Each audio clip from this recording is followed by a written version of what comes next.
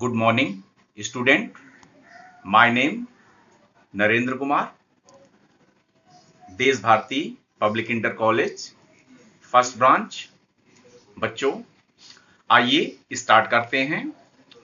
बच्चों जो पिछला लेसन हम लोग अभी पढ़ रहे थे उसी में उसको थोड़ा सा फीडबैक कर देते हैं। हमने लास्ट टॉपिक बेटा जो है यकृत और इसका होमवर्क आप लोगों को दिया था कि यकृत के कार्य करिए और यकृत के बारे में लिखिए। ये सारे प्रश्न आपके जो है पाचन तंत्र से ही संबंधित हैं, लेकिन आपके बोर्ड के एग्जाम में जो है क्या है कि क्वेश्चन पूरा ना पूछ करके थोड़ा थोड़ा पूछा जाता है कि यकृत के कार्य का वर्णन करिए,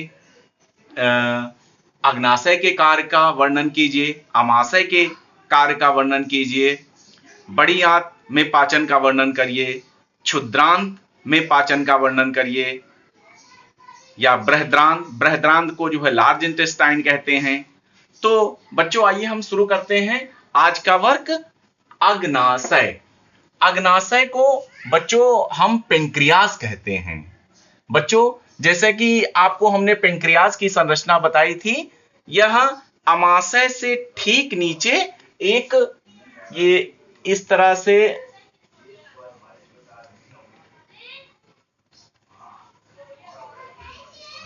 पत्तीनुमा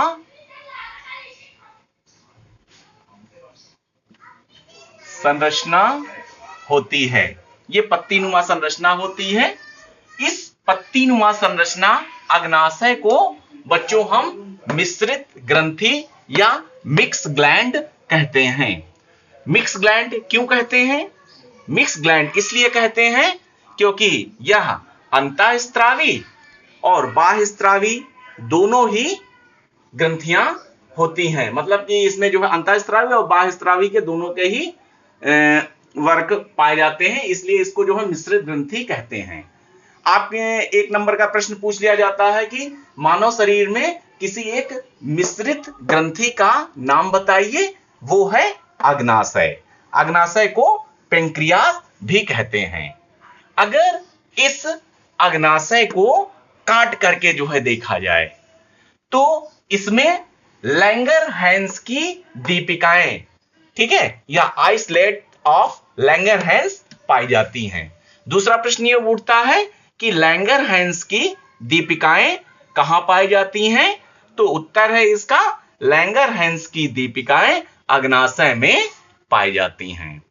आओ बच्चों आगे जानते हैं अग्नाशय के क्या कार्य हैं। Function of pancreas. अग्नाशय से बच्चों जो है क्या है, अग्नाशयी रस निकलता है, या इसे जो है क्या है, पेंक्रियाटिक जूस भी कहते हैं। ये 4 प्रकार के एंजाइम होते हैं। इनके नाम हम लोग याद कर लेते हैं, ट्रिप्सिन, एमाइलेज, स्टेप्सिन्स और न्यूक्लिएजेस। ठीक है, फिर से एक बार देख लेते हैं, ट्रिप्सिन, एमाइलेज और स्टेप्सिन्स और न्यूक्लिएजेस। ठीक है, अब ये जो लैंगरहैंस की जो है दीपिकाएं, और अगर इसको हम लोग जो है काट करके जो है देखें तो इसकी संरचना करीब इस तरह से करके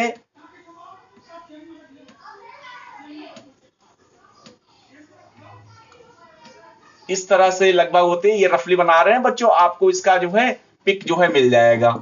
ठीक है, इस तरह से संरचना होती है। जब इसको हम लोग काट करके इसके अंदर देखते हैं तो इनमें 3 प्रकार की कोशिकाएं दिखाई देती हैं। अल्फा सेल, या इसे अल्फा से डिनोट करते हैं, बीटा सेल, या इसे बीटा से डिनोट करते हैं, और डेल्टा सेल और गामा सेल। ठीक है, इस नाम से जानते हैं। तो अल्फा सेल से कौन सा हार्मोन स्रावित होता है?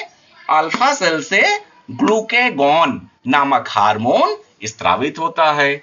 बीटा सेल से इंसुलिन नामक हार्मोन स्रावित होता है। इस हार्मोन की कमी से बच्चों मधुमेह का मतलब होता है डायबिटीज रोग।